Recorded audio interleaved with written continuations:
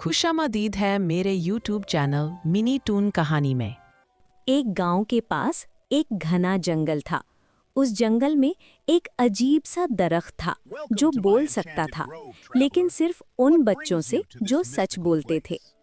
गांव का एक शरारती लड़का जैद रोज जंगल जाकर दरख्त से बात करने की कोशिश करता, लेकिन दरख्त कभी जवाब नहीं देता, क्योंकि जैद अक्सर झूठ बोलता था। एक दिन जैद ने अपनी गलती मान ली। उसने सबके सामने कहा, मैं झूठ बोलता था, अब मैं सच बोलूंगा। उस रात दरख्त चमक उठा और धीमी आवाज आई, जैद, सच बोलने वाले ही मेरी आवाज सुन सकते हैं। अगली सुबह दरख्त ने जैद को मेहनत, सब्र और ईमानदारी का राज सिखाया। धीरे धीरे जैद बदल गया और सबका प्यारा बन गया। गांव वाले कहते हैं, आज भी जब कोई सच बोलता बच्चा जंगल जाता है तो दरख्त हल्की सी मुस्कुराहट के साथ बोल पड़ता है।